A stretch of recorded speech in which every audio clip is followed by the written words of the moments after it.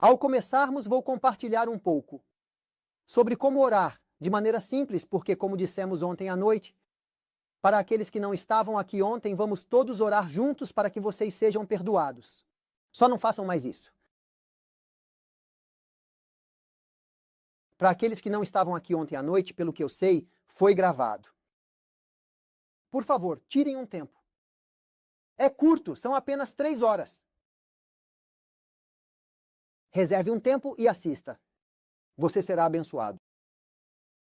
Dito isso, falamos ontem à noite que tudo o que já aconteceu na história da Terra aconteceu somente através da oração. Não foi pelo poder humano, nem pela força, sabedoria, experiência ou qualquer programa, mas somente pelo poder de Deus através da oração.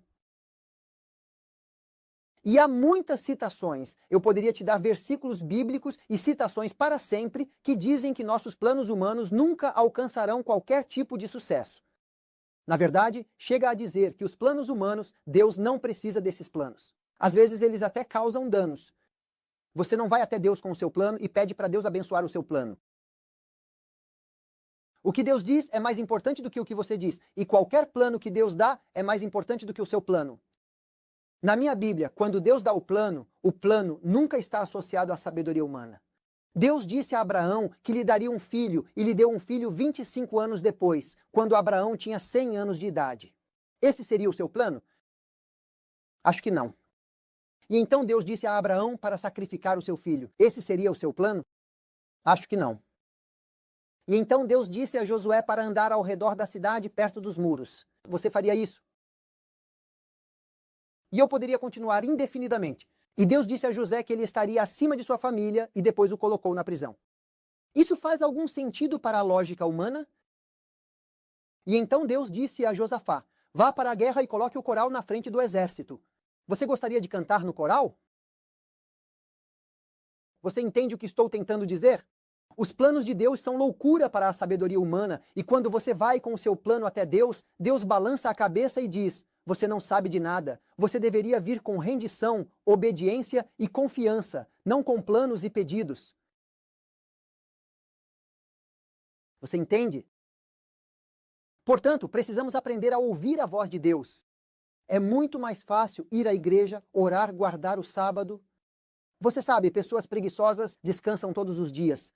Isso não as torna santas só porque não trabalham todos os dias. Só porque você não trabalha no sábado, não significa que você é santo. A menos que você tenha um encontro com Deus, você não guarda o sábado só porque não trabalha no sábado.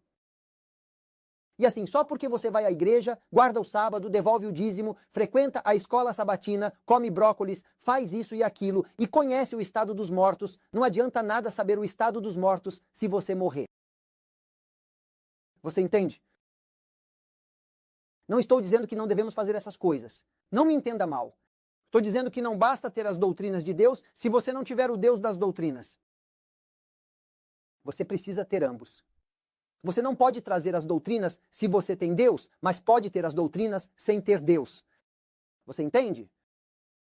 Estou dizendo que precisamos ter um Deus real, pessoal, vivo e presente em nossas vidas diárias. Caso contrário, não somos cristãos. Somos apenas adventistas. Você entende? Você precisa ser os dois. Estou dizendo mais do que isso. Estou dizendo que quando você vai à igreja, ora, estuda e faz todas essas coisas maravilhosas que são boas e que devemos fazer, mas você não ouve a voz de Deus em sua vida, você tem apenas uma forma de religião sem a presença e o poder. Você nega o seu poder. Você representa Deus de forma errada. Você não é atraente para o mundo. Agora, não estou falando de vocês, pessoas perfeitas, porque vocês são as únicas perfeitas que já vi na minha vida. Estou falando dos outros ao seu redor. Olhe para a esquerda e para a direita e você verá de quem estou falando. E enquanto você olha para eles, eles olham para você, aliás. Todos nós precisamos crescer. E o crescimento não acontece quando você apenas faz as coisas. O crescimento acontece quando você tem a presença de Deus, não quando você apenas segue as regras. A menos que você experimente Deus continuamente de forma real, não há 40 anos quando você se batizou, mas diariamente. Se você não tem uma história que aconteceu ontem, você não tem um Deus. Você precisa ter uma caminhada contínua.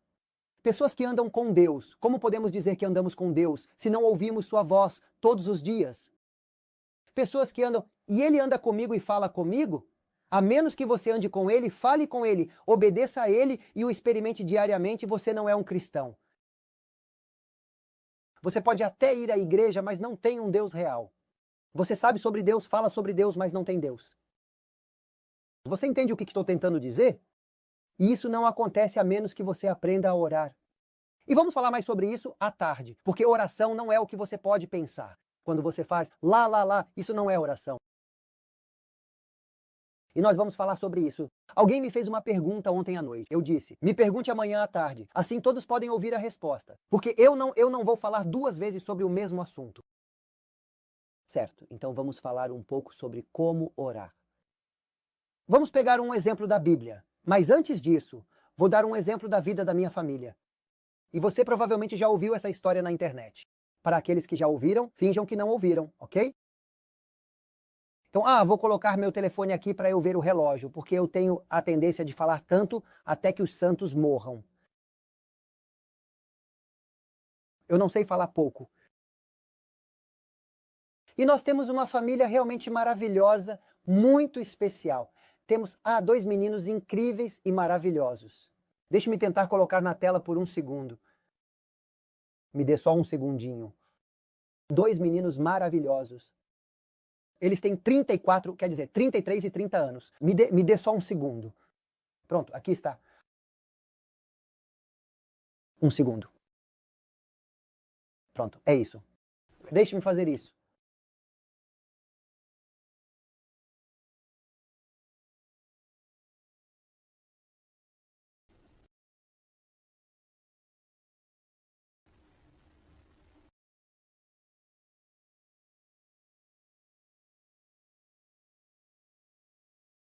Ok. Você está com som? Esta é a família de cerca de 100 anos atrás. Agora sem som. Vamos só consertar isso. Se você coloca só 4 microfones, eventualmente eles fazem... Aliás, você vê o palestrante, mas nunca vê o pessoal do som, das câmeras e de toda essa coisa. E são eles que tornam possível que você tenha gravações, transmissões ao vivo e tudo isso.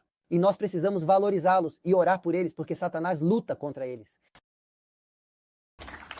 Obrigado. Certo, então esta é a família. O bonito aqui. Certo, então minha esposa. Ela é quase tão bonita quanto eu. Nosso filho mais velho, Gabriel, e nosso filho mais novo, Ove. Isso foi no nosso 25º aniversário de casamento. Agora já estamos casados há 34 anos. Muito em breve serão 35 anos. Agora vou passar para a próxima foto. Esta foi há 4 anos no casamento do Ove.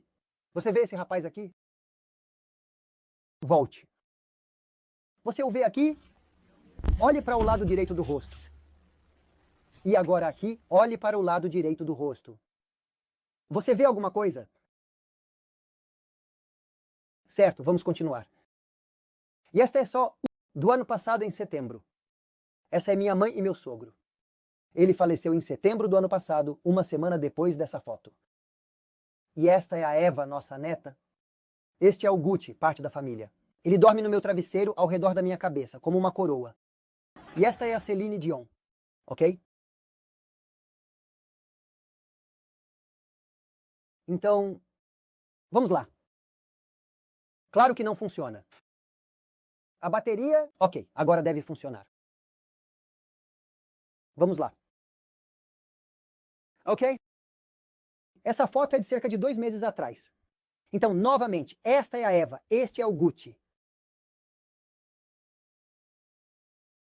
Vou começar o assunto.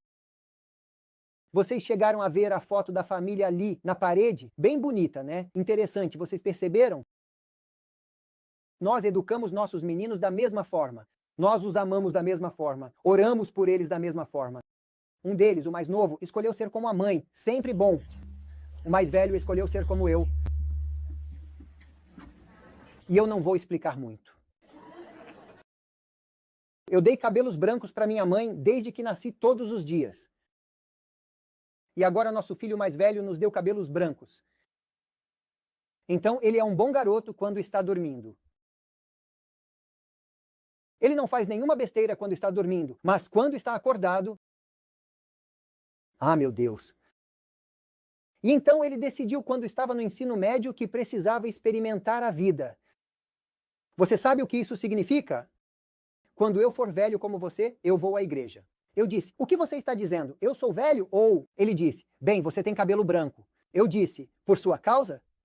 E então ele diz, agora eu sou jovem e quero me divertir. E se eu for à igreja, não posso me divertir. E eles acham que, se não vão à igreja, se divertem. E então ele parou de ir à igreja. Ele começou a beber, a ter namoradas e a fazer todo tipo de besteira e começou a correr com o carro. E ele teve, em um mês, 32 multas por excesso de velocidade. Você consegue imaginar o seguro do carro dele, sabe? E então ele teve, em um ano, 7 acidentes. 7 acidentes de carro. Uma vez ele estava dirigindo para casa e estava bêbado, correndo a 95 milhas por hora. Isso dá mais ou menos 150 quilômetros por hora. Estava chovendo, era dezembro, bem antes do Natal, e ele adormeceu dirigindo a 150 quilômetros por hora na chuva. Quando ele acordou dirigindo, estava batendo no pilar de concreto de uma ponte de uma estrada diferente que passava por cima da rodovia. Quando ele viu que tinha batido no concreto naquela velocidade, ele puxou o volante e o carro rodou por 200, 300 metros e saiu da estrada em um vale, uma queda livre de 27 pés em não exatamente um lago, porque tinha mais lama do que água, em um pântano. Ou algo assim, coberto de arbustos, lama e água. E o carro bateu e então o carro blip, blip, blip, blip, blip afundou. Quando digo lá embaixo, não me refiro à Austrália. Quero dizer que foi para debaixo d'água. E então o carro afundou. E nós tentamos por 2 anos conversar com ele. E toda vez que eu dizia, filho, você precisa voltar para a igreja, você precisa voltar para a escola, você precisa voltar a trabalhar, você precisa... Me deixa em paz. Só me manda o dinheiro se você me ama. É isso que a gente faz. Senhor, você pode me dar bênçãos e me deixar em paz? É assim que geralmente oramos. Oramos por isso, por aquilo outro, nunca por relacionamento, ou muito raramente. E então, aliás, eu monitorei as orações por 6 meses em uma das minhas igrejas. Eu gravei cada oração. Eu não contei para os irmãos. E depois eu apaguei todas. Eu nunca as publiquei. E depois que as gravei, comparei todas. E de 91% a 95% de todas as orações, 95% em média, estavam focadas em nós mesmos, nas nossas necessidades. E apenas 5% eram sobre a igreja, os outros ou Deus. Você consegue entender? Durante 6 meses, 95% de todas as orações eram focadas em nós mesmos. É isso que fazemos. Senhor, abençoa-me, ajuda-me, cura-me, eu.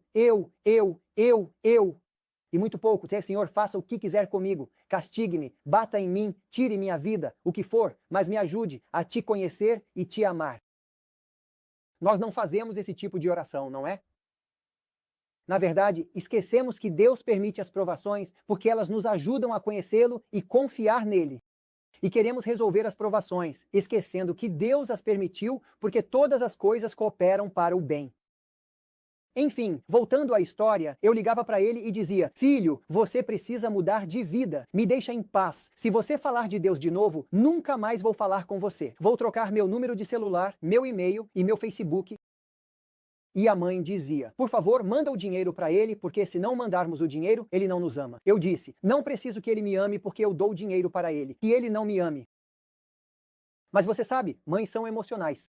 Ele nunca mais vai ligar. Eu disse, tudo bem, ele não nos dá dor de cabeça se não ligar. E então ele ligava de novo, me manda um dinheiro, você não mandou dinheiro. Eu costumava mandar para ele, pagar a mensalidade da faculdade, pagar o aluguel do apartamento e ainda mandava $800 por mês. Você consegue imaginar? Quero dizer, eu seria rico se não desse dinheiro para ele, sabe? E ele dizia, não é suficiente. O que são $200? Manda mais 200. Eu disse, $200 é muito dinheiro, filho. Não, isso não é nada para você. Só manda mais $200. Mamãe ganha dinheiro. Eu disse, filho, para de pedir dinheiro. Você precisa se comportar. Olha, eu não falo mais com você se não mandar dinheiro. Tchau. Eu disse, tchau. 5 minutos depois, vai, por favor, manda o dinheiro. Não, eu te odeio, também te amo, tchau. 5 minutos depois, vamos, pai, por favor, manda pelo menos 100. Não, eu nunca mais vou ligar. Deus te abençoe, tchau. Um segundo depois, vamos, pai, você disse que nunca mais ia ligar. Mas eu preciso de dinheiro. Não. Minha esposa começou a chorar. Meu filho começou a gritar. Você consegue imaginar a cena? Eu fiquei no meio. Vamos, querido, você disse que nunca mais ia ligar. Por favor, manda um dinheiro para ele. Querida, fizemos do seu jeito por 2 anos. Deixa eu tentar do meu jeito por 1 mês. Você sabe, amor exigente. Então eu disse para ele, não mando mais dinheiro. Então eu não falo mais com você. Vou para os meus amigos e eles vão cuidar de mim. Eu disse, tá bom, tá bom, tá bom. Ele foi para os amigos dele. Depois de uma noite, eles o expulsaram. Quando você tem dinheiro, você tem amigos. Eles aparecem como cogumelos depois da chuva. Quando você não tem dinheiro, eles evaporam. Você sabe do que estou falando, não sabe?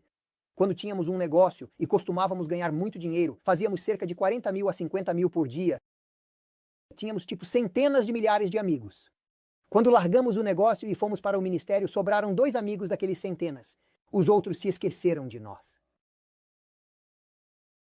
E então ele foi procurar seus amigos, mas eles o expulsaram. Depois ele conseguiu um emprego trabalhando em um restaurante, mas ele ganhava tão pouco dinheiro que o que recebia pelo trabalho de meio período não era suficiente nem para pagar a gasolina para ir ao restaurante. Você entende? Além disso, para pagar aluguel, comida, seguro, sem contar que o seguro do carro dele era altíssimo, você sabe. Então ele me liga, vamos lá, pai, estou tentando pagar o seguro e preciso de mais $20. Por favor, me mande $20. Eu disse, não. Vamos lá, $10. Eu disse, você me disse há apenas 2 meses que $200 não era nada. E agora você valoriza $20? Sim, porque eu não tenho. Não, porque agora você trabalha para isso. Entende? Agora ele deixava a água aberta, as luzes acesas. Agora ele me dizia, preciso desligar porque está muito caro. Eu disse, deixa ligado porque agora é você quem paga. E você entende a situação, não entende? Eu te odeio. Eu disse, tudo bem, você vai superar isso. Ele voltou para casa. Ele caiu no pântano, sabe? E lá no pântano ele tentou abrir as portas. Ele tentou abrir as janelas. O carro estava morto. Sem luzes, sem nada. Bateria descarregada. Motor desligado. E não havia tanque. Tinha um botão para baixar os vidros. E ele não conseguia abrir a porta por causa da pressão. E a água começou a entrar. Você entendeu? Então, ele disse, Senhor, se o Senhor me perdoar e me salvar, eu vou mudar. Depois que ele terminou de orar, as luzes se acenderam. Então ele abaixou o vidro, rastejou pela janela até a estrada. Ele levou 4 horas dentro do carro para decidir orar. A polícia já estava procurando por ele a vários quilômetros para frente e para trás porque um caminhoneiro de longe o viu à noite rodando e depois desaparecendo. E ele ligou para a polícia e disse que ele tinha, sumido. Ele desapareceu. E a polícia não conseguia encontrá-lo porque o carro estava embaixo. Você entende? E eles não sabiam onde procurar, se era para baixo naquela estrada ou em outra. Mas aí eles disseram, não tem nada aqui. E não havia rastros por causa da chuva. Então basicamente eles disseram, você tem certeza? Bem, estava longe. Não tenho certeza, mas eu vi um carro rodando. Talvez ele tenha ido embora. Ele deveria ter chegado em casa várias horas antes. E minha esposa diz que ele sofreu um acidente. Eu não sei como as mulheres conseguem sentir, mas elas sentem. Eu disse, querida, ele vai ficar bem. Não, ele sofreu um acidente. Nós precisamos orar. Ok. Enfim, então ele subiu até a estrada, a polícia chegou, ele acenou, eles vieram com um guincho, levou mais 6 horas para tirar o carro. Então, sei lá, cerca de 12, 13 horas depois ele chegou em casa. Pai, eu sofri um acidente e Deus salvou minha vida. Eu vou me virar, disse, louve ao Senhor. Por quê? Pelo acidente? Não, por você ter um pouco de juízo agora. Ele diz, 1 semana depois ele diz, agora foi assim que aconteceu. A bateria se regenerou e não foi Deus. Quando as pessoas não querem obedecer, elas explicam tudo. Assim, tem uma desculpa para fazer o que quiserem. Entendeu? Nós sempre justificamos o que fazemos se não queremos mudar. E então, depois ele sofreu outro acidente, ele adormeceu. Estava dirigindo bêbado e bateu em 6 carros, além de destruir o próprio carro, totalizando 7 carros danificados. Outra vez, ele estava em um lago em um sábado, esquiando na água, e quis se exibir para as garotas no barco, mostrando como era esperto. E ele deu uma cambalhota no ar, e quando girou no ar, soltou o cabo, e o cabo naquela velocidade. Veio e bateu na cabeça dele aqui e arrancou a orelha. E ele pegou a orelha, depois desmaiou e colocaram-no no barco, levaram-no ao hospital e recolocaram a orelha. E o médico disse para ele, se fosse uma polegada mais para a esquerda, você teria morrido instantaneamente. Ele me ligou, Deus, salve minha vida! Uma semana depois, ele disse, não, é assim que eu explico isso. E nós continuamos orando e ele me ligou e disse, pare de orar por mim, porque quanto mais você ora, mais acidentes eu tenho.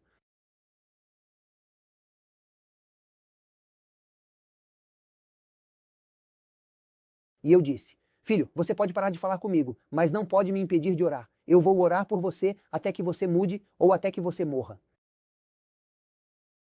Eu odeio você e o seu Deus. Eu disse, bem, eu te amo e Deus te ama. E eu disse, quando você criar um pouco de juízo e tiver uma família e um filho, você vai entender por que eu oro por você. Bem, ele ficou quieto quando eu disse isso. Alguns meses depois, ele estava em Collegedale, Tennessee, em um sábado. Em vez de ir à igreja, ele foi para as montanhas com seus amigos idiotas e todos pegaram quadriciclos, sabe? Você sabe o que é um quadriciclo? Os ATVs, aquelas motos com 4 rodas. E eles foram para as montanhas, tentaram subir a montanha, mas não conseguiram porque era muito íngreme e disseram, vamos dar a volta. E meu filho disse, eu consigo, ninguém consegue, mas eu consigo. Ele sempre quer se exibir, sabe? Então ele subiu no quadriciclo dele, voltou um pouco. Ele subiu a montanha e o quadriciclo virou prendendo a cabeça dele entre a pedra e o quadriciclo e levou o lado direito da cabeça. Nós estávamos orando há 2 anos, todas as manhãs orando por 2 horas durante 2 anos, e minha esposa jejuava todas as quartas-feiras. Eu jejuava todos os dias, 4 horas de cada vez.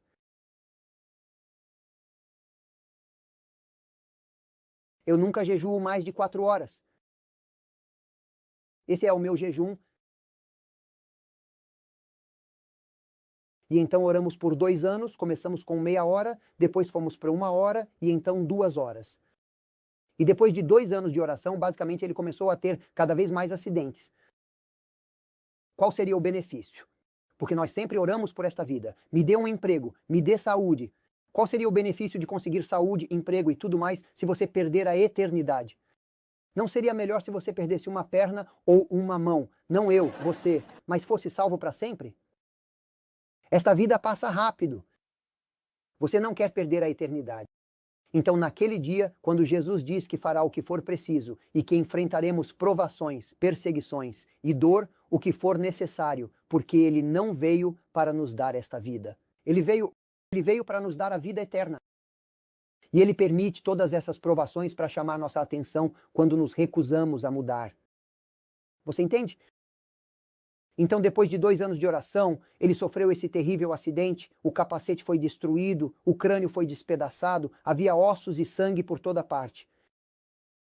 Havia lascas de osso saindo pelo olho. Eles o levaram para o hospital. Ele estava em coma e o médico nos ligou do hospital Erlanger, em Chattanooga, e disse, ele tem cerca de 4 horas. Minha esposa perdeu o controle. Ela chorava, gritava.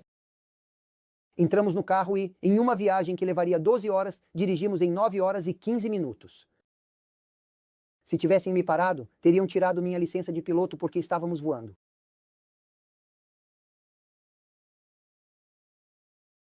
E 12, em vez de 12 horas, levamos 9 horas e 15 minutos para chegar lá e durante todas essas 9 horas e 15 minutos oramos. Nas primeiras 5 horas, oramos pela vida dele e não tivemos resposta. E quanto mais eu orava, mais nada acontecia.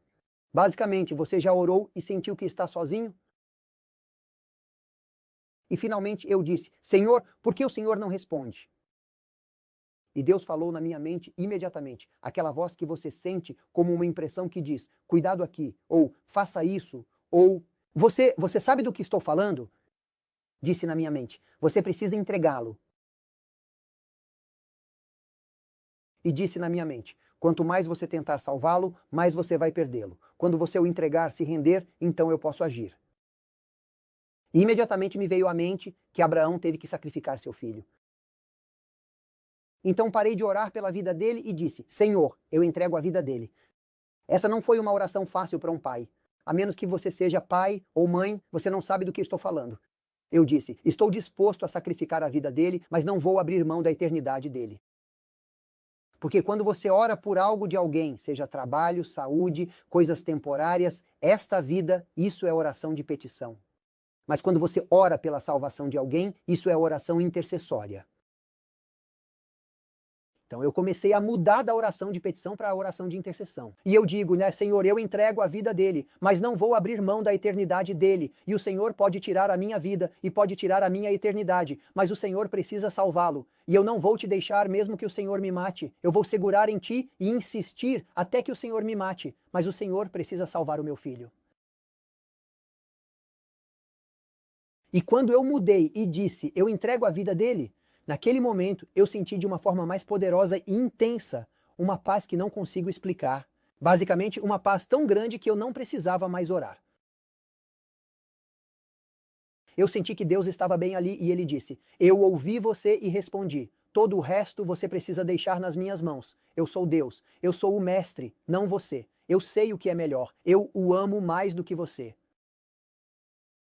E eu tive paz e comecei a cantar em vez de orar. Minha esposa perguntou: o que aconteceu com você? Eu disse: Deus respondeu à oração. Ela perguntou: ele vai viver? Eu disse: não tenho certeza disso, porque eu orei entregando a vida dele, mas quero a salvação dele. Ela disse: você está louco? Perdeu a cabeça? É melhor você orar pela vida dele. Eu disse: não, eu tentei por 5 horas. E eu disse a ela: tudo o que você tenta salvar, você perde. Tudo o que você entrega, você salva. E ela começou a chorar e disse: eu sei que você está certo, eu só não consigo fazer essa oração. E eu disse: querida, você precisa. E ela começou a chorar e orou: Senhor, me ajuda a entregá-lo completamente e deixar tudo em tuas mãos. E assim que ela terminou de fazer essa oração também, nosso telefone começou a tocar. Era o médico de Chattanooga e ele disse: Senhor Goya, é algo que não conseguimos explicar. Não há mais osso, mas não há dano cerebral. Fizemos 2 tomografias, 2 ressonâncias magnéticas, isso, aquilo, um ultrassom, e não há. De alguma forma, o cérebro não foi afetado, então ele vai sobreviver, mas ainda não sabemos se ficará cego, paralisado. Eu disse: ok, vamos ver. E então eles ligaram novamente meia hora depois e disseram: nenhum nervo foi atingido, ele não ficará paralisado. E então eles ligaram novamente meia hora depois e disseram: o nervo óptico não foi atingido, ele tem visão 20/20, ele não ficará cego. E então eles disseram: ele pode ser feio. Eu disse: tudo bem, as garotas vão deixá-lo em paz. E então chegamos lá e eles estavam na cirurgia e fizeram 5 cirurgias. E colocaram 5 placas de titânio para igualar o lado direito ao lado esquerdo, reconstruíram ele e colocaram a pele e tudo de volta. Ele ficou melhor do que antes. E ele estava na cirurgia e tivemos que esperar várias horas. E depois de várias horas, ele saiu da cirurgia todo enfaixado e só era possível ver o olho esquerdo, nada mais. E ele diz: pai, estou vivo ou morto? Eu disse: filho, você é um adventista, pessoas mortas não falam. Ele diz: sim, eu sei, eu sei, eu sei. E então ele diz: você esteve orando por mim o tempo todo? Eu disse: sim, e nunca vou parar. Ele diz: e Deus não me deixa em paz antes que eu mude? Eu disse: não, ele vai fazer o que for preciso para te trazer de volta porque ele te ama. Qual seria o benefício se você perdesse a eternidade, filho? Você consegue todas essas coisas tolas e elas não satisfazem. E ele disse: pai, eu vou ficar paralisado? Eu disse: infelizmente não. Ele disse: por que infelizmente não? Porque você ainda pode fazer coisas tolas. E então ele diz: eu tenho dano cerebral? Eu disse: impossível. Ele diz: por quê? Porque você não tem cérebro. Como você pode ter dano cerebral se não tem cérebro? O que há de errado com você para subir a montanha? Ele ficou tipo: aham, aham, não me faça rir, dói. Aham. E então ele diz: pai, eu quero mudar. Eu sei que Deus me ama. Eu sei que existe um Deus e tenho tentado mudar. E toda vez que tomo uma decisão, uma semana depois, eu fracasso. Então eu desisti. Eu não consigo me mudar. Você já tentou isso? Funciona? Então pare de tentar. Não funciona desse jeito. Você não tem o poder de lutar contra Satanás. Só Jesus pode lutar contra Satanás. O seu chamado não é lutar contra o pecado, embora você deva odiar o pecado. Mas o seu chamado é ser cheio de Jesus. Porque quando Jesus está em você, Satanás não mora ali. Eles simplesmente não vivem juntos. Quando Jesus entra, Satanás sai. O problema que temos quando estamos separados, João 15, eu sou a videira, vocês são os ramos. Separados de mim, vocês não podem fazer nada. Zero. O problema que temos quando estamos sozinhos é por isso que devemos orar sem cessar. Satanás quer que você pare de orar, porque assim você fica exposto. Você não tem poder para lutar contra Satanás. Você entende? Então ele me disse, pai, eu tenho tentado e fiquei desanimado, como Maria. 7 vezes ela tentou e 7 vezes ela falhou. Você se lembra? Ele disse, eu tenho tentado e não consigo, eu quero mudar. Eu disse, filho, este é o melhor dia da sua vida. Ele diz, como assim? Porque sofri um acidente, quase morri? Eu disse, não, é a primeira vez que você diz, eu não consigo. É assim que o arrependimento começa. Você reconhece quem você é. Nenhum santo pode mudar, só os pecadores. Você entende? Eu disse, é isso, filho, agora é assim que você começa. Ele disse, eu não sou digno, eu não sou capaz, eu não sou ninguém, eu não sei nada, eu não mereço nada, eu não posso fazer nada. Senhor, ajuda-me porque estou desesperado. Eu disse, é assim que você começa.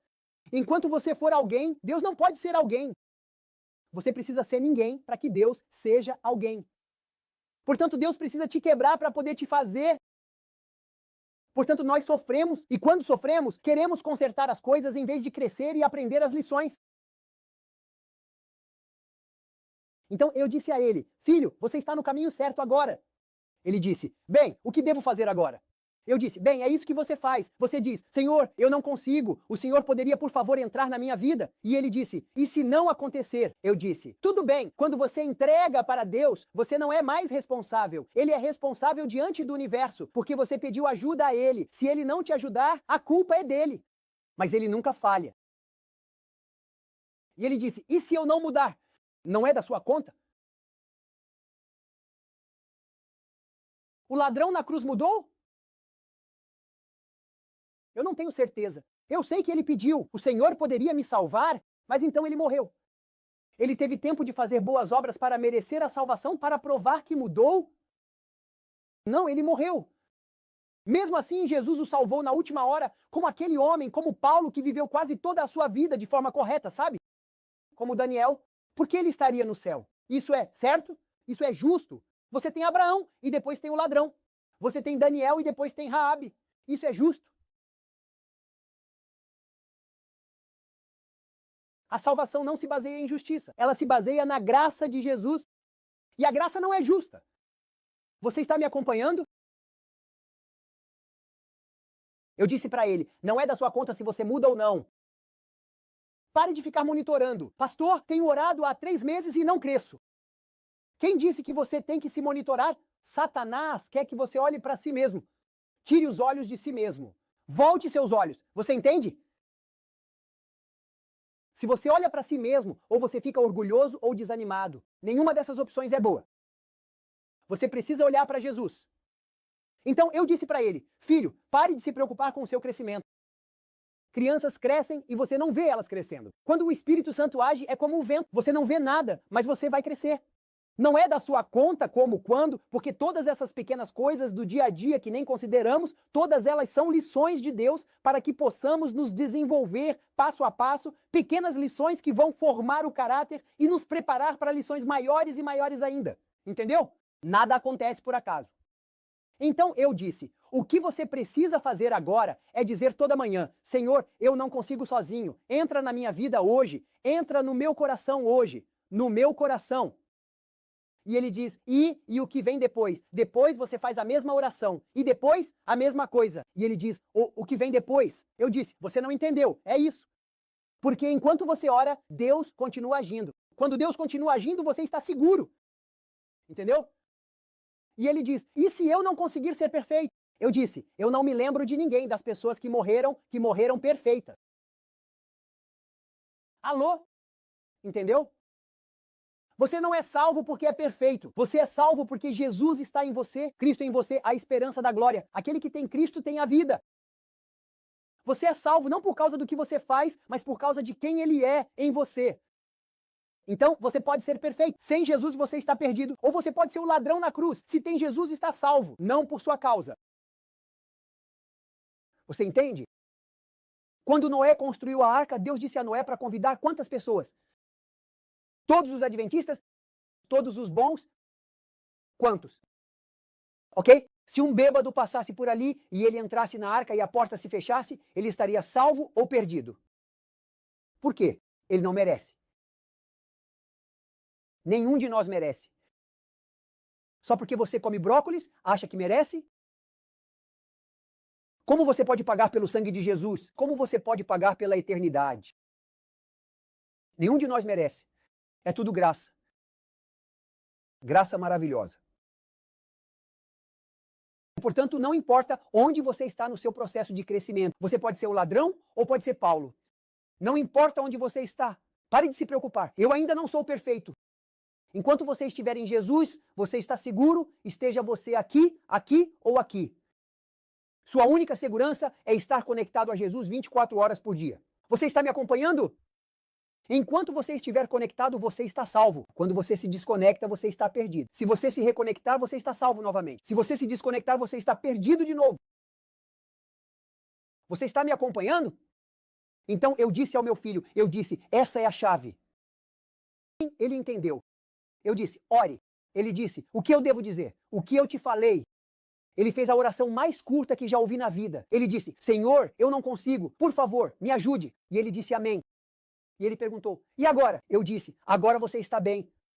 Ele disse, bem, eu estou igual. Eu disse, não, agora você é um santo. Ele disse, eu não sou um santo. Eu disse, Deus considera você um santo. Isso se chama justificação, não é santificação.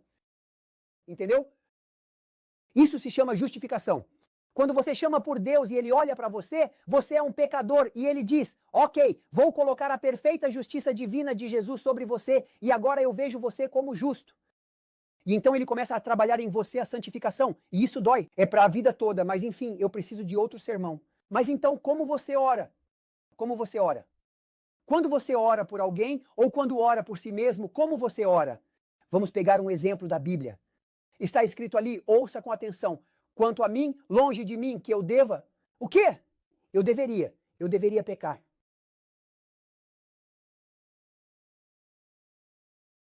Você já percebeu que em determinados momentos da sua vida, quando você para de orar pelas pessoas, você acaba pecando? Alô? Você já pensou que Deus te chamou para orar pelo outro e quando você não ora pelas pessoas, quando você não ora... Ellen White diz, no livro Oração, que os pais devem orar todas as manhãs pelos filhos para que Deus os proteja dos ataques de Satanás. Não estou falando de protegê-los. Senhor, ajuda meus filhos a entrarem em Loma Linda, conseguirem um bom emprego, terem um bom carro e não é essa a oração de que ela está falando. Ataques de Satanás, estamos falando de ataques espirituais. Você está me acompanhando? Ela diz que devemos orar por nossos filhos, devemos orar por nossas famílias, devemos orar por nossas igrejas. Ela diz que você deve orar por nossos vizinhos, pelas pessoas que Deus colocou ao nosso redor. Você não mora nesse bairro só porque tem uma casa confortável. Você mora ali porque há vizinhos ao seu redor que precisam conhecer Jesus. Você já se importou com esses vizinhos? Você não vai ao trabalho que vai só para ter um bom emprego. Você vai ao trabalho que vai para que aquelas pessoas com quem você trabalha tenham uma chance de serem salvas. Você é responsável pela vida eterna delas. Você sabia disso? Não. Portanto, você deve orar continuamente. E quando você para de orar por eles, você peca. Você deve continuar. Senhor, me dê oportunidades, me dê o Espírito Santo, me dê sabedoria, ajude-me a ser uma bênção e salvar alguém hoje. Confie em mim. Quando você começa a fazer essa oração, Deus responde. Quando você faz uma oração egoísta, Deus não responde. Mas quando você abre mão de si mesmo, Deus começa a agir. Todos os dias que faço essa oração, tenho experiências. Eu digo para as pessoas, eu estava dirigindo para a igreja e orei. Senhor, aqui estou, usa-me hoje. Faz de mim uma bênção para as pessoas que precisam da minha ajuda. Enquanto eu estava dirigindo, minha esposa ligou. Querido, o Gucci o cachorro que dorme ao redor da minha cabeça. Nós temos o Gucci, a Prada, a Celine. Sim, você quer que eu te mostre a Prada? Posso te mostrar a foto da Prada. E nós temos o Calvin Klein, você sabe. Eu os nomeei. Voltando à história. Minha esposa diz, Gucci está com diarreia com sangue, está vomitando sangue e nem consegue ficar em pé. Então eu ligo para meu superior. Eu digo, você preside a reunião. Eu tenho uma emergência. Eu me virei. Vou para casa, pego o Gucci e corro para o veterinário. Quando chego ao veterinário, ele diz, senhor, Goya, o senhor está de terno e gravata. Eu disse, isso é contra a lei ou o quê? Eu gosto de brincar, provavelmente até demais. E ele disse, não, mas nunca vimos o senhor de terno e gravata. Eu disse, ok, em que você trabalha? Eu disse, sou pastor. Ah, você nunca nos contou isso. Eu disse, preciso dizer, ei, cuidado, eu sou pastor. O quê? Ele disse, não. Eu disse, onde você vai na quinta-feira à noite? Não tem igreja. Eu disse, temos uma reunião do conselho. Então, o que aconteceu com o cachorro? Eu disse que fizeram um raio-x, descobriram que ele engoliu algo. De qualquer forma, eles cuidaram do cachorro. E então ele disse, estamos felizes que você está aqui. Por quê? Meu cachorro doente ou o quê? Ele disse, não. Estamos falando sobre animais e pessoas. O que acontece quando eles morrem? Eles vão para o céu ou para o inferno? Eu disse, ok, deixe-me explicar. Nenhum dos dois. Então eu expliquei para eles o que a Bíblia diz sobre a morte. Ah, nunca ouvimos isso. No dia seguinte, fui ver o cachorro. E eles disseram, ok, se eles não vão para o céu nem para o inferno e vão para o pó, e existe uma ressurreição. Como isso funciona? Porque eu suponho que então não existe arrebatamento. Então eu dei a eles um segundo estudo bíblico sobre a segunda vinda. E então, uma semana depois, voltei lá e eles disseram, ok, então e quanto à salvação? Como funciona a salvação? Então eu dei a eles um terceiro estudo bíblico sobre salvação. E então eles me pediram para ir toda semana. E por cerca de 20 semanas, embora o cachorro estivesse bem, eu fui toda semana e dei a eles todos os estudos bíblicos, DVDs, sermões e assim por diante. Por que Deus permitiu que Gucci ficasse doente? Porque aquelas pessoas estavam conversando e eu estava orando. Senhor, faz de mim uma bênção. E Deus me conectou com eles. Você está me acompanhando? Quando você ora pelas pessoas, Deus está esperando por isso. Você entende? E longe de mim esteja a pecar contra o Senhor, deixando de orar por vocês. Então o que aconteceu? O que aconteceu? Escolha uma história bíblica para ver como orar. Nós conhecemos Ana, ou Hana, ou como você preferir chamá-la, e seu marido é Eucana, e a outra esposa é Penina. Você se lembra? Na cultura hebraica, eles não deveriam ter duas esposas. No entanto, com o tempo, não da noite para o dia, com o tempo, centenas de anos, eles foram lentamente cedendo. Um pouco, tão pouco, não é importante hoje, e um pouco amanhã, e um pouco depois de 200 anos. Passo a passo. Quando você comete um grande pecado, sua consciência te incomoda. Mas se você faz uma pequena concessão, não parece grande coisa. Nós nunca deveríamos ceder. Porque um pouco hoje, um pouco amanhã, daqui a 50 anos, estamos aqui em vez de estarmos ali. E daqui a 100 anos, não há diferença entre a igreja e o mundo. Você está me acompanhando? E assim, em vez de a igreja influenciar o mundo passou a influenciar a igreja. E a igreja se tornou como o mundo. E o mundo tinha muitas esposas, e a igreja tinha muitas esposas. Você está me acompanhando? E assim surgiu esse conceito de que, se você tem filhos, você é abençoado. E se você não tem filhos, você é amaldiçoado. Então, para eles terem muitas bênçãos, para serem abençoados, eles se casavam com muitas esposas. Porque quanto mais filhos você tem, mais bênçãos você teria. Na minha opinião, se você tem mais esposas e mais filhos, você não tem bênçãos, sabe? Você tem dor de cabeça. Às vezes, com meus filhos, quando eles me incomodam, eu tenho vontade de te dar minhas bênçãos e deixar você aproveitá-las um dia, sabe? Mas de qualquer forma, ele se casou com a segunda esposa, mas as duas esposas eram rivais. E Penina estava zombando, ridicularizando. Hana dificultando a vida dela. E a Bíblia em hebraico, se você fizer a tradução, diz que ela era provocada severamente. Eu faço a tradução. Sempre, quando preparo uma mensagem, eu mesmo faço a tradução palavra por palavra. Ela estava miserável. Continuamente. Ano após ano. Mês após mês. Dia após dia. Agora ouça. Ela chorava, não comia e ficava triste. E diz que ela estava com amargura de alma. Você vê a palavra amargura? E então diz que ela... O que ela fez? Ela. Quantas orações? Diz que ela continuou orando. Bem, deixe-me fazer a tradução para você. Amargura é a palavra mar. Significa angústia, dor. E continuar orando é a palavra rabá. Isso significa orações excessivas, numerosas, grandes, muitas, abundantes. Então ela era uma mulher de... Ela não orava de manhã e à noite. E quando você come, Senhor, obrigado por este alimento. Por favor, abençoe-o. Amém. Ela orava. Por quanto tempo? Continuamente. Ok. Agora, ela era uma mulher de oração. Ela era comprometida com a oração. Orar não era uma obrigação, de manhã e à noite, e nas refeições. Não era um recurso para momentos de crise. Quando você passa por uma crise, você recorre à oração. A oração era um modo de vida. Agora, ouça com atenção. Pelo que ela orava por um... Ok. Mas a Bíblia diz que por muitos anos, para mim, muitos anos não significa 1, significa 2, 3, 4, 5. Você entende o que estou dizendo? Porque ela não recebeu uma resposta se orou, como Abraão, 25 anos por um filho. Por que ela não recebeu uma resposta se orou por muitos anos? Se você observar cuidadosamente a gramática hebraica, ela orou por um filho. E instantaneamente, em um único versículo, ela muda a oração e em vez de dizer, Senhor, me dê um filho, ela diz, Senhor, estou disposta a entregá-lo a ti. E quando, em vez de orar para receber um filho, ela ora que se Deus lhe der um filho, ela vai entregar completamente o filho e dedicá-lo a Deus. Quando ela entrega o filho, é aí que ela recebe um filho. Você entende? Ok? Então ela muda a oração e diz, se o Senhor me der um filho, eu o entregarei ao Senhor. Enquanto ela orava dessa forma, a propósito, tem um problema aqui, está dizendo que a bateria do meu controle está acabando. Acho que tem uma bateria em algum lugar, precisa de... Me dê um segundo profético. Pilhas A, 2 pilhas A. Senão talvez eu tenha na minha pasta. Na Califórnia, eu deixei cair da minha mão e eu... Use este aqui. Tá tudo certo. Este aqui. Você conectou... Sim. Ok, vamos tentar. Funcionou. Graças a Deus. Não venha pegar o meu agora e vender no eBay. Ok, então eu estava apenas... Tudo o que você tenta salvar, você perde. Tudo o que você está disposto a entregar a Deus, isso é o que você salva.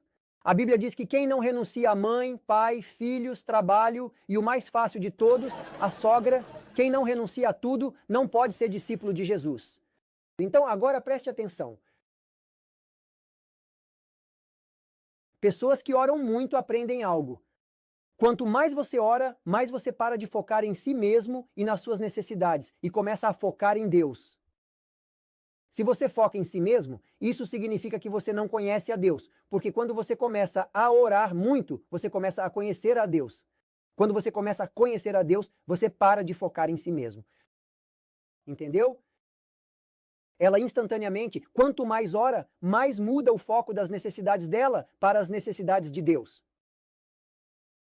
Você entende o que eu estou tentando dizer? Pessoas que oram muito aprendem a entregar tudo a Deus, esquecem de si mesmas e focam em Deus. Pessoas que oram por si mesmas, na verdade, não conhecem a Deus. Agora, ela falou em seu coração e seus lábios se moviam. E Eli, o sumo sacerdote, viu os lábios dela se movendo e disse, ah, ela está bêbada. Até quando você vai ficar bêbada? Ei, moça, pare de beber. Se você fosse ela e a outra esposa te desse 7, 10 anos de sofrimento todos os dias, até sua vida se tornar miserável e você passar a odiar a vida, não querer comer, não querer dormir e chorar dia e noite e ficar infeliz. E você vai à igreja e o pastor diz para você, ah, você está bêbada. Você gosta desse pastor? Ok. Então o pastor vai até ela e ele é um homem fraco. Seus filhos, diz o espírito de profecia, não apenas faziam o que era errado, mas estavam estuprando e matando mulheres que vinham para o sacrifício, para trazer um cordeiro ou algo assim. Você sabia disso? Está em Patriarcas e Profetas.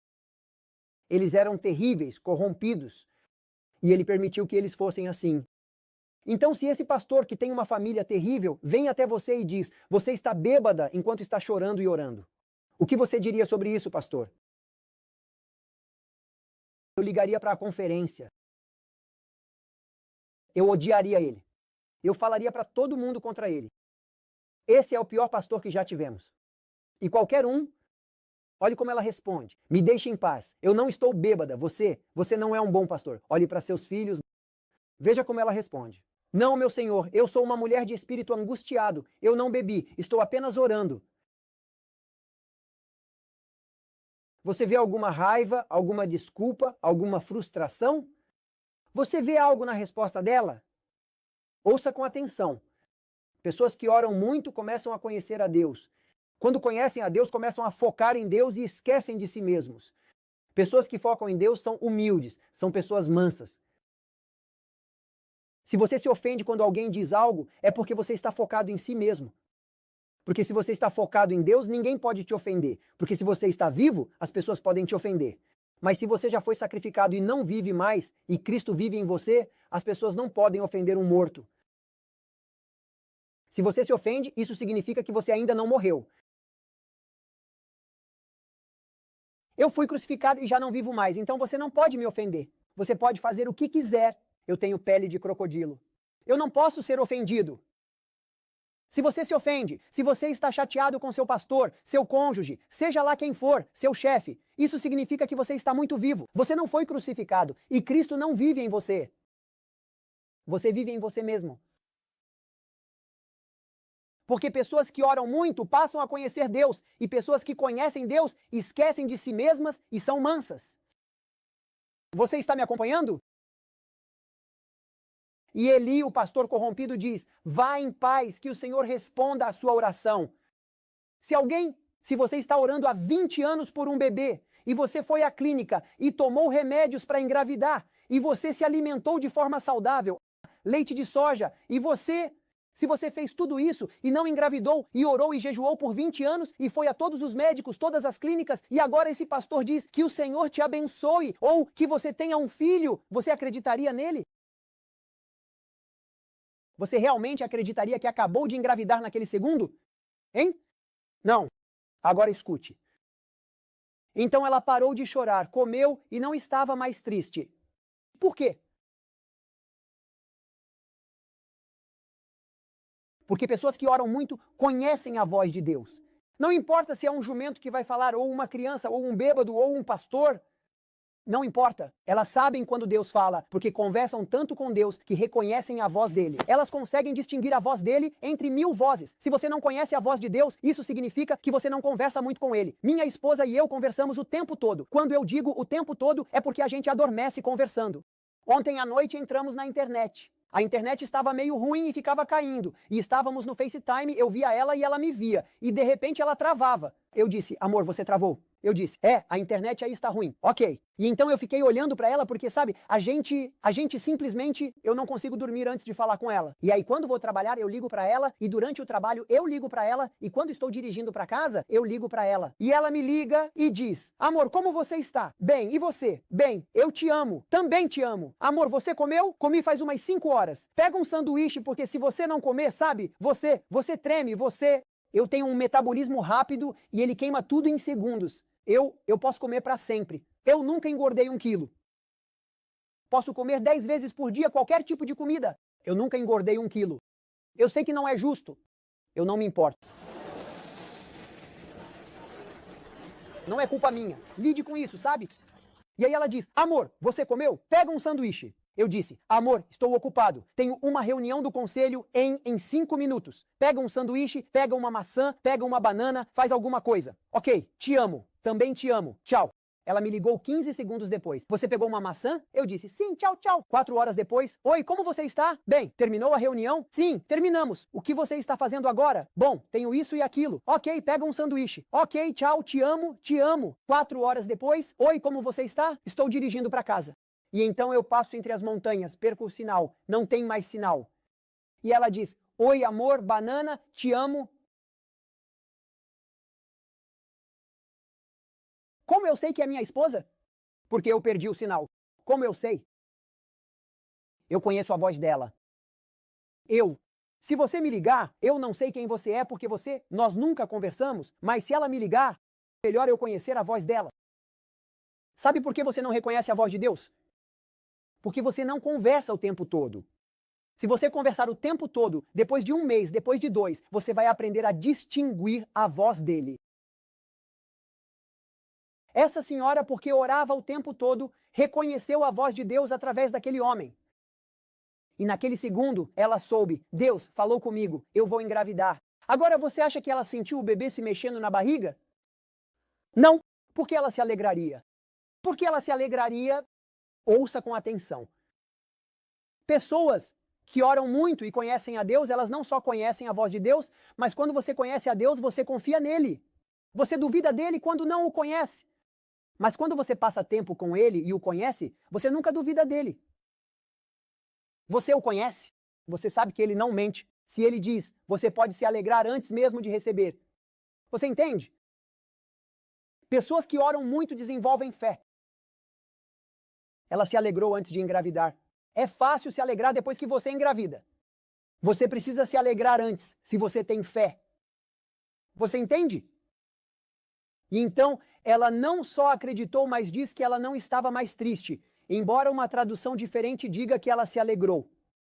Pessoas que oram muito têm paz independentemente do que passam. Se você está lutando e não tem paz, isso significa que você precisa da presença de Deus. É isso que eu digo às pessoas. Pessoas que têm grandes problemas, têm um Deus pequeno. Porque se você tem um Deus grande, você tem problemas pequenos. Não que você não tenha problemas, mas quando você vê Deus, seu amor e seu poder, não importa o que você passe, você tem paz. Você sabe que Ele sabe, você sabe que Ele te ama, você sabe que nunca está sozinho. Se você passar pela água ou pelo fogo, você nunca está sozinho. E se Ele permitiu, significa que você precisa disso, mas Ele está com você mesmo na fornalha ardente. Pessoas que têm Deus têm paz. Elas vão para a fogueira e têm paz. Pessoas que não têm Deus não têm paz. Tantas vezes eu vejo adventistas tão tristes, eles parecem que foram atingidos com um taco de beisebol na cabeça, sabe? Se você tem um Deus que é poderoso e real, alegre-se. Sempre. E novamente eu digo, por que não nos alegramos se temos um Deus tão maravilhoso? Que mensagem estamos passando para o mundo? Que o nosso Deus não é tão maravilhoso quanto dizemos, sabe? Pessoas que conhecem a Deus têm alegria. Agora, ouça com atenção. Aconteceu que, com o passar do tempo, na tradução do hebraico, diz, depois de muitos anos. Agora, para mim, depois de muitos anos, não é um ano. Pode ser 3, pode ser 4. Ela engravidou. Então, depois que o sacerdote disse, você vai engravidar, ela não engravidou imediatamente.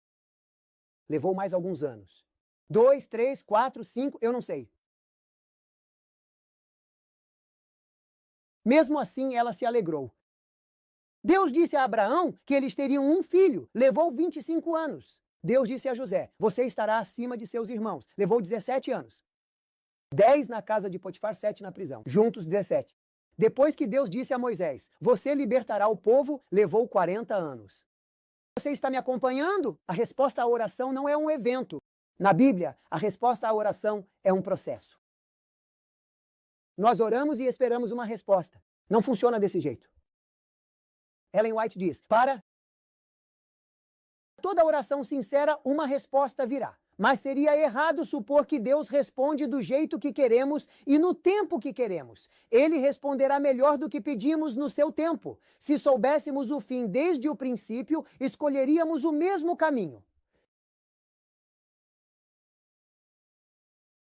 A resposta à oração é um processo. Deus responde no tempo dele. Você precisa orar, depois confiar e se alegrar. E a resposta virá porque Deus prometeu, mas não quando você quer. Entendeu? Ah, eu orei por 3 meses, pastor. Ore por 20 anos, irmão. Ok.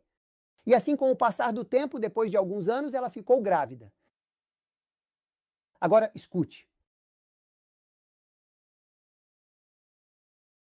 Pessoas que oram muito, a fé delas não se baseia em respostas. Se eu não receber uma resposta, eu perco. A fé deles é baseada no relacionamento.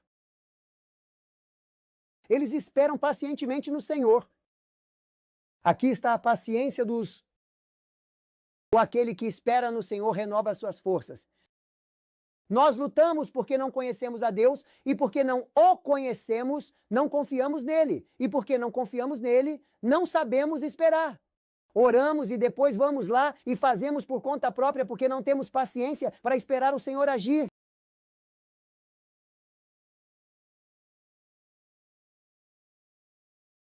E assim ele ficou com a mãe por 6 anos, e então ela o levou ao santuário e o entregou ao Senhor.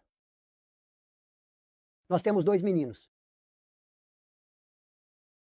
Quando Gabriel estava na idade do ensino médio, dirigimos de Wisconsin por 12 horas até o Tennessee. Colocamos ele na escola lá e fomos embora. Quando saímos, minha esposa começou a chorar. Eu disse, por que você está chorando, querida? Eu perdi meu filho. Eu disse, você não o perdeu, ele está na escola. Ele não está morto. Mas ele vai ficar a 12 horas de distância. Querida, você tem Facebook, FaceTime, WhatsApp, um celular. Você está me entendendo? E ele tem um carro e você tem um carro. Não é a mesma coisa. Eu quero ele em casa. Bem, isso foi só o começo da dor. 3 anos depois, o caçula, o filho da mamãe, foi para a escola. Viajamos 12 horas e minha esposa não falava, ela ficou quieta. Então colocamos ele na escola na sexta-feira, fizemos a matrícula, ficamos no sábado e no domingo eu disse, querida, vamos para casa. Vai você, eu fico. Ah, qual é? Podemos ficar mais um dia? Ok, ficamos até segunda-feira. Vamos para casa. Podemos ficar mais um dia? Ficamos até terça-feira. Vamos para casa. Não! Eu disse, vamos, querida. Então ela foi até ele e começou a chorar. Abraçou ele, abraçou, beijou e o ouvi e disse, mãe, já chega. E ela continuava abraçando e beijando, abraçando. Eu disse, querida, vamos, precisamos ir para casa. Não, eu não posso, estou perdendo meu bebê. Você não está perdendo ele, ele já cresceu. É hora dele ir, deixe-o, deixe ele ser. Bem, entramos no carro. Ela me odiava e eu não fiz nada de errado. E ela não falava comigo por 12 horas. Eu disse, por que você não fala comigo? Eu não fiz nada de errado. Nós perdemos nossos filhos. Não perdemos e você me tem. Não é a mesma coisa. Você consegue imaginar a Ana? Ela não tinha FaceTime, não tinha Facebook, não tinha celular, não tinha carro. A distância entre ela e o bebê era de cerca de 3 dias de camelo ou cavalo. Basicamente, não havia nenhuma forma de se conectar. Você tem um bebê de 6 anos, seu único filho, pelo qual você orou a vida inteira, e o deixa em um templo com um pastor corrupto, crianças corrompidas, em um ambiente ruim e má influência, e você o deixa lá e vai embora. Como estava o coração dela? Ela estava despedaçada. Ela estava sofrendo. Ela o entregou ao Senhor. Se você fosse ela, pelo que você oraria? Senhor, me dá força, me ajuda a suportar, fica com meu filho, protege-o dessa pessoa má. Hein? Pelo que você oraria? Meu coração se alegra no Senhor. Eu sorrio, eu me regozijo na tua salvação. Uma oração com 10 versículos bíblicos. Uma oração longa de 10 versículos. Nenhuma reclamação, nenhum pedido. Só louvores. Pessoas de oração conhecem o Senhor e confiam no Senhor. E ela sabe que Deus me deu o filho e Deus é capaz de protegê-lo. Eu prometi que o entregaria a Deus. Deus vai protegê-lo. Na verdade, ela orou pelo filho, mas não orou por proteção. Ela orou de forma diferente. Ouça o que ela orou.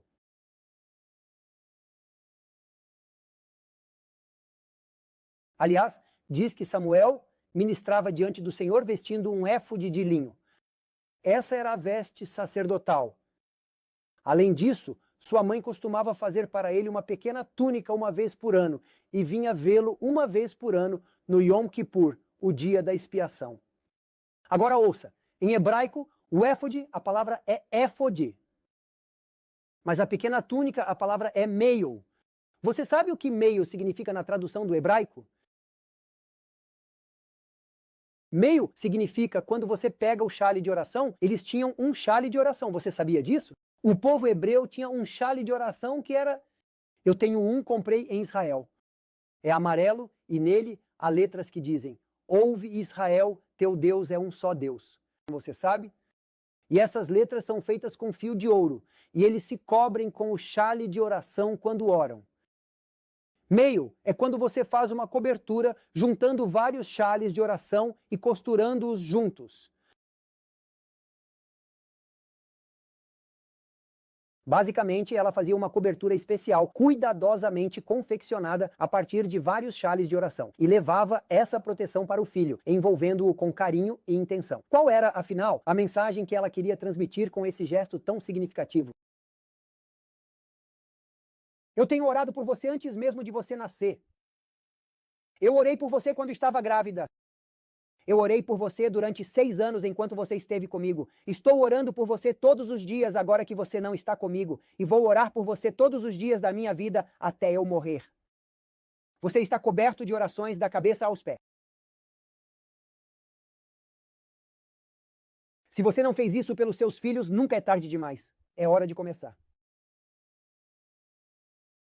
Não só pelos seus filhos, mas pela sua família, pelo seu cônjuge, pelos seus vizinhos, pelo seu pastor, pela conferência, pela igreja. Se você não fez isso, é hora de começar. Quanto mais você ora pelos outros, mais você cresce. Deus não precisa de você nem das suas orações, mas Ele sabe que, à medida que você ora pelos outros, quanto mais você se importa com os outros, mais você se torna parecido com Jesus e mais Deus pode agir em você e através de você. O que ela orava? Senhor, proteja meu filho. Escute. Todos os dias ele era o alvo das orações dela. Agora preste muita atenção. Cada fibra, quantas fibras você acha que existem? Milhares. Cada fibra era tecida com uma... Quantas orações? Além disso, pelo que ela orava, ela não pedia grandeza mundana, mas orava para que ele fosse grande naquilo que o céu valoriza, para que ele honrasse a Deus e fosse uma bênção para as pessoas ao seu redor. Essa é a oração que Deus responde. Milímetros. Pessoas que oram muito, elas se rendem ao eu e chegam ao ponto de nem pensarem mais em si mesmas. Elas nem sequer oram por si mesmas. Elas oram para que possam honrar a Deus e servir a Deus. Elas se entregam completamente. Vamos terminar.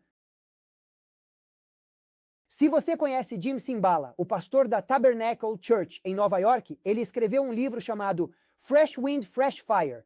E nesse livro ele conta que sua filha Chrissy deixou a família, deixou a igreja, deixou a casa, deixou tudo. E ela mudou o telefone, mudou o endereço, mudou o Facebook, mudou o e-mail e disse: pai, eu não quero ter nada a ver com você. Sempre que encontramos fala de Deus, eu odeio Deus. Eu não acredito em Deus. Eu não preciso de Deus na minha vida. Me deixe em paz.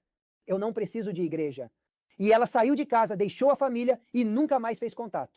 E por 2, 3 anos eles não souberam de nada. Se ela estava viva ou morta, se estava nas drogas, se tinha morrido em um acidente, nada. Nenhuma conexão. E eles oraram por ela, mas nada aconteceu. E eles tinham uma reunião de oração nas noites de quarta-feira na igreja. Acho que era nas noites de terça-feira. Enfim, então eles iam orar e tinham uma lista de cerca de 200 crianças de toda a igreja orando por elas. Senhor, esteja com essas crianças. Amém. Nada aconteceu. E uma noite, na reunião de oração, ele disse para eles: não é assim que se ora. Quando você realmente quer uma resposta, você ora de verdade e não ora só por 1 minuto. Você faz da oração um modo de vida. Você luta como Jacó. Você luta. Você agarra o Senhor e diz: Senhor, é melhor o Senhor me matar, porque eu não vou te soltar. Deus ama essas orações. Imagine Deus argumentando: por favor, me deixe ir. Deus não precisa da sua permissão para ir. Mas Deus quer que você insista, porque quanto mais você insiste, mais você é transformado, mais Ele pode te inspirar sobre o que fazer, e mais você permite que Ele trabalhe. E então, Ele disse para eles: se vocês realmente querem respostas, orações pequenas, respostas pequenas. Para respostas grandes, vocês precisam fazer orações grandes. E ele disse: você não ora apenas, ó Senhor, esteja com todo mundo. Você pega 1 ou 2 nomes e se dedica a eles em oração. E uma das senhoras disse: pastor, o senhor nos ensina isso, mas não faz assim. Você não ama esses membros da igreja. E ele disse, como assim? Bem, nós não oramos desse jeito, obviamente. Temos 200 crianças e oramos por 2 anos e nada acontece. Ela disse, por que não pegamos 3, 4 crianças da lista e nos dedicamos a elas em oração? Vamos começar com sua filha, a outra filha e assim por diante. Então eles escolheram algumas crianças e oraram por elas. E o pastor disse, ok, vamos tentar ver como funciona. Vamos tentar, porque oramos do nosso jeito a vida toda e não tivemos respostas. Vamos tentar por uma noite orar de forma diferente. E ele disse, é assim que vamos fazer. A reunião de oração começa às 7 horas. Começamos às 7 e oramos. E vamos nos revezando, orando por essas crianças, cada um na sua vez. E às 8, às 9, às 10. E se você precisar ir embora porque precisa dormir ou porque amanhã vai trabalhar, levante-se silenciosamente e vá. E aqueles que puderem ficar, fiquem e orem o máximo que conseguirem, de preferência a noite toda. E eles começaram a orar às 7 horas, e foi passando 8, 9, 10, 11 horas, e alguns precisaram ir embora por causa do trabalho e outras razões, e eles oraram até 2h30 da manhã. Você acha que isso é fácil? Isso exige compromisso, exige sacrifício, mas se você realmente quer uma resposta, é assim que se ora. Às 2h30, eles sentiram fortemente que Deus havia respondido à oração, então disseram amém e foram para casa. Ele vai para casa. A esposa dele, querido, o que há de errado com você? Você deveria chegar em casa às 8 horas, não às 3, 10 da manhã. Bem, tivemos uma reunião de oração até às 3 horas. Você está louco? Querida, Deus respondeu a nossa oração. Chris, nossa filha, está bem. Ela te ligou? Não. Ela te mandou um e-mail? Não. Como você sabe que está tudo bem? Eu não sei. Então como? Como você diz que ela está bem? Bem, nós oramos até que Deus nos disse que ele estava bem. Você perdeu a cabeça. Por que você não atende o telefone? Querida, quando estou em oração, eu desligo. Eu liguei para o hospital, liguei para a ambulância, liguei para a polícia. Eu pensei que você tinha morrido. Sabe, mulheres, quando vocês não chegam em casa na hora, eles acham que vocês morreram, sabiam? Eu pensei que você tinha morrido. Querida, eu queria que você estivesse lá. Nós oramos de forma diferente. Não fizemos aquela oração anêmica, aquela oração por obrigação. Nós realmente conversamos com Deus até recebermos uma resposta. Ela diz, tá bom, tá bom. Eles vão dormir às 3 da manhã.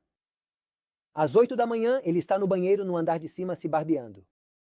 A esposa dele vem correndo da cozinha. Desce, Chrissy voltou para casa, ela está lá embaixo chorando. Ela está no chão, no carpete. Ela quer falar com você. Desce, ele diz. Não posso porque já barbeei o lado direito e eu ainda não barbeei o lado esquerdo.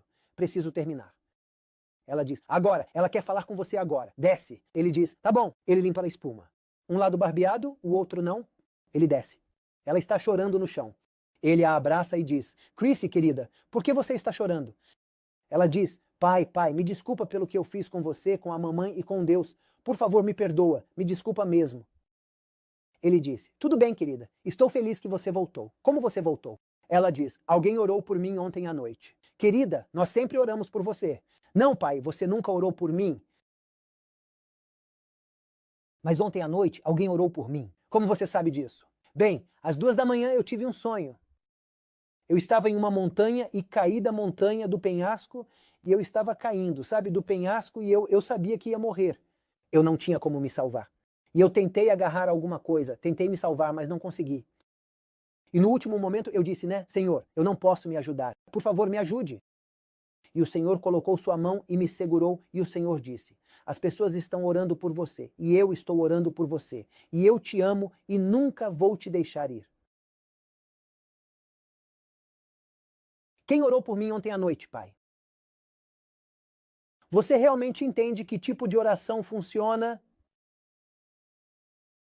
Não estou dizendo que você deva fazer isso todas as noites, mas estou dizendo que devemos ser pessoas de oração e que a igreja deve ser uma casa de oração e devemos ser comprometidos com a oração e devemos entender que não há outro poder a não ser quando Deus vive em você. Tudo o que fazemos, quaisquer programas, quaisquer coisas boas, não tem valor algum a menos que andemos com Deus. Nunca salvaremos ninguém. Como você pode dar Deus às pessoas se você não tem Deus? Nunca seremos capazes de salvar ninguém, nem mesmo a nós mesmos, antes de aprendermos a andar com Deus. Nunca teremos poder. Nunca teremos sucesso, vitória ou crescimento antes de aprendermos a orar. Não comece, como eu disse ontem à noite, com 4 horas por noite. Comece com 15 minutos, mas comece. Se você veio aqui neste fim de semana e não começar, é melhor ir para casa. Deus está te chamando para tomar uma decisão e dizer: Senhor, eu sei que não consigo fazer isso, eu vou esquecer amanhã, mas sei que essa é minha única esperança. Por favor, me ajude, eu tomo uma decisão hoje. Se eu esquecer, me lembre e me ajude a continuar. E se de alguma forma, daqui a 3 meses ou 3 semanas eu esquecer e parar de orar, me lembre e me ajude a recomeçar. Porque o justo pode cair 7 vezes, mas ele se levanta novamente. Ajude-me a não desanimar e desistir. Ajude-me a me levantar de novo. Porque ao se levantar novamente e continuar orando, você continuará crescendo. Entendeu? Deus está te chamando para tomar essa decisão. E ao fazer isso, você receberá o benefício. E não só você, sua família também experimentará a bênção e o crescimento, porque quanto mais você se conecta com Deus, mais seus filhos são abençoados. Todas as vezes na minha vida, não importa o quanto eu sirva a Deus, quando não tiro tempo para oração pessoal e privada, meus filhos passam por muitas provações. E toda vez que eu passo tempo com Deus, vejo a proteção sobre meus filhos e as bênçãos. Você, a sua conexão com Deus tem influência sobre sua família e sua igreja. Não espere que a igreja mude. Você é quem precisa mudar. Quando o pastor... Deus não vai te perguntar o que o pastor fez. Deus vai te perguntar o que você fez. Tome uma decisão. Comece com 15 minutos e peça a Deus para que você faça isso diariamente. E à medida que você fizer isso, começará a experimentar bênçãos, crescimento e poder. E você vai se acostumar, não na primeira semana ou algo assim, mas você vai se acostumar e isso vai se tornar vida. E você vai amar e não vai conseguir sobreviver sem isso. Vamos orar juntos. Pai do céu, nós entendemos que não somos nada. Não há poder em nós, mas temos essa graça maravilhosa, essa promessa incrível, e o Senhor cumpre suas promessas. O Senhor não pode mentir. Promessa maravilhosa de que podemos chegar até o Senhor em oração e que o Senhor responde às orações melhor do que sonhamos, pedimos ou pensamos. Então, Pai, agora mesmo tomamos uma decisão. Queremos nos tornar pessoas de oração. Ajuda-nos porque não conseguimos fazer isso sozinhos. Ajuda-nos a todos a começar a orar todos os dias. Oramos em nome de Jesus e te agradecemos, Senhor, por responder. Amém?